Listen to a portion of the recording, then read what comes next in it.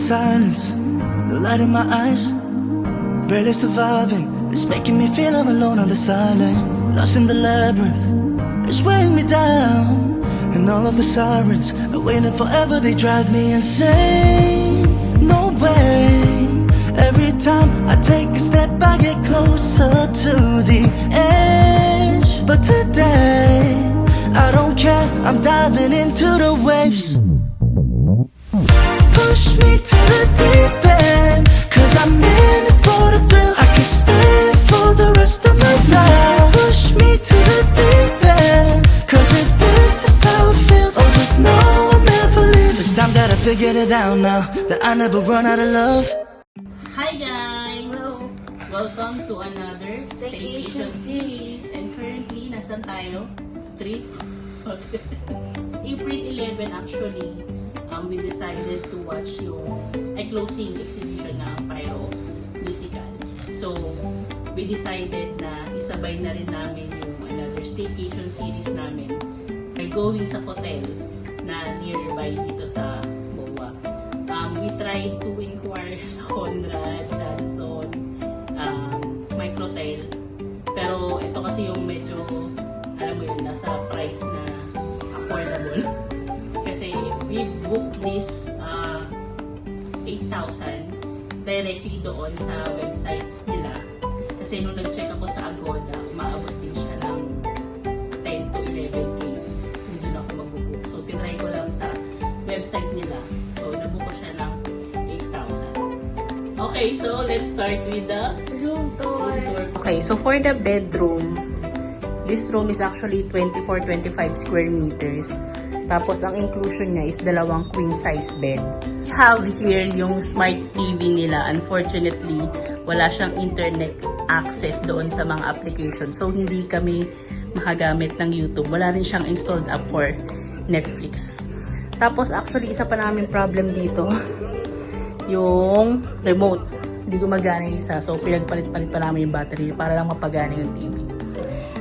Pero in fairness, aside from the normal na complementaries, diba, usually sa mga hotel, yung sa bottled water, itong mga complementaries, meron silang coffee maker dito. Tapos may complementary na 2 pods. And on this side, we have a mirror. And then, ito yung wardrobe. Meron tayong 2 compartments here. So, nandito rin yung safety deposit box nila. Actually, free naman yung kids na hanggang 12 years old. Hindi pa sila considered as adult. So, yung room is for 2. Pero, pwede kayo mag-accommodate ng hanggang 2 additional kids. Basta, hindi siya lalagpas ng 12 years old. So, sa 8 pasok pa kasi 11. We also have here ang couch na rin siya. And then we have the city view.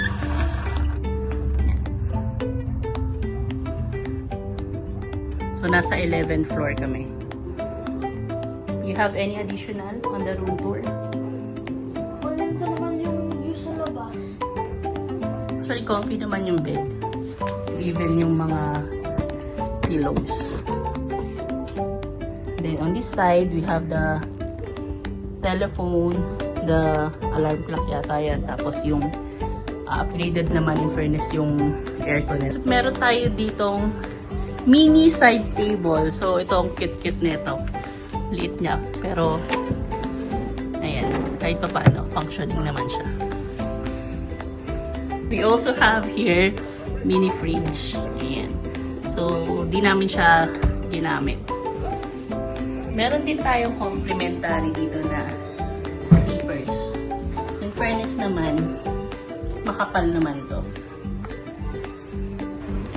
Okay, so now let's go to the bathroom area. So pagpasok mo pa lang, nandito na agad sa right side yung sink. Then we have yung mga normal na hygiene kit. Then this body mirror. Then the toilet. And yung mga towels natin and ang shower area. So, Meron din pala dito, hair dryer. Ayan. Okay. So far sa mga saksakan, okay naman. Marami namang outlet na pwede kayong pagsaksakan. Okay. Thank you. Every moment wanna be magic and it feels so electric. And I just can't help waking up with all I've ever wanted. This feeling got me low. Stay with me forever and drive me insane. Cause today, I don't care, I'm diving into the waves. Push me to the deep end, cause I'm in it for the thrill. I could stay for the rest of my life. Push me to the deep end, cause if this is how it feels, oh just know I'll never leave. Set me free, evergreen, let it breathe over me. I believe, let it be, and just know I'll never leave. Set me free, evergreen, let it breathe over me. I believe, let it be, I could stay for the rest of my life. My life, I could stay for the rest of my life. My life, I could stay for the rest of my life. Okay. So, what we can say about this hotel? So, feedback time.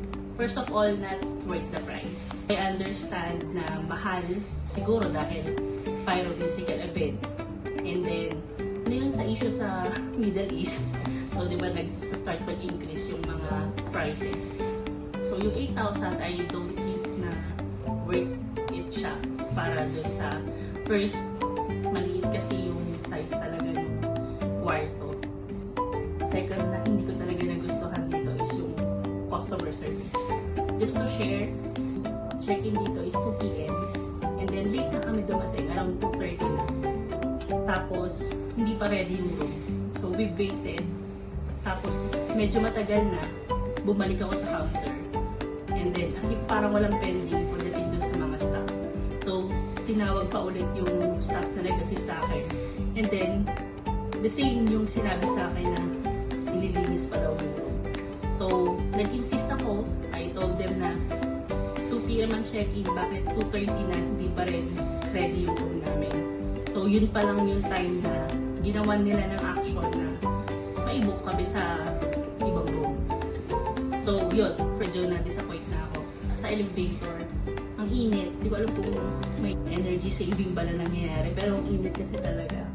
What can you say muna sa room? Maliit.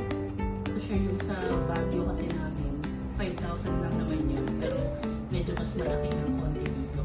Another comment yan sa TV. Yeah, smart TV siya. Pero we have problem in connecting sa YouTube. Wala rin installed Netflix. And yung remote. So yung remote nila, hindi gumagana yung isa. So tinry namin pag-changing yung battery, tsaka lang siya gumana. Anong masasabi mo sa pool area? Okay lang naman. May warm naman yung tubig doon. Pero, syempre ngayon, tag-init na ngayon. Yung ano lang, parang walang masyadong activities. Yeah, Pero okay lang naman. Sa pool area nila, nasa roof deck siya. And actually, walang lifeguard na nakabantay.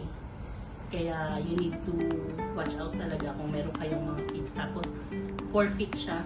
So, hindi, unless talaga marunong lumango yung mga anak nyo, ma-enjoy siya ng mga bata.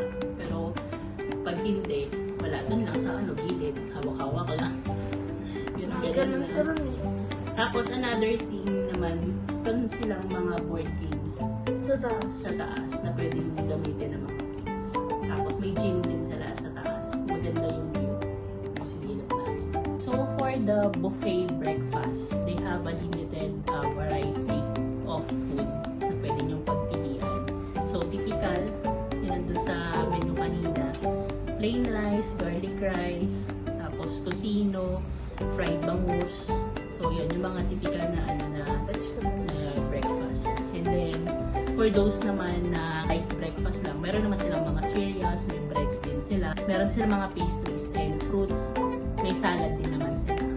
For the hot drinks, they offer lang coffee. Wala silang hot chocolate.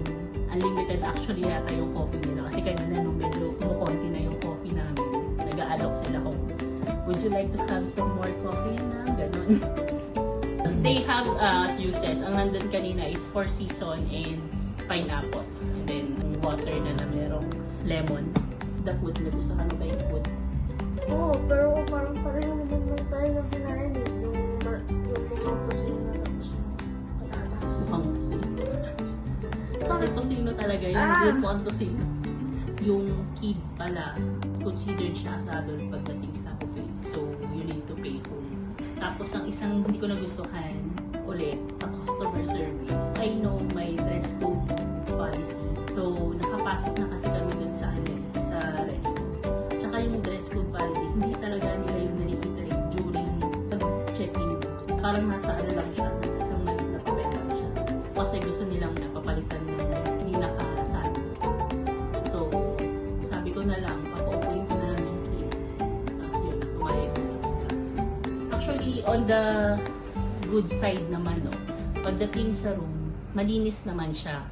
And also, sobrang comfy nung bed.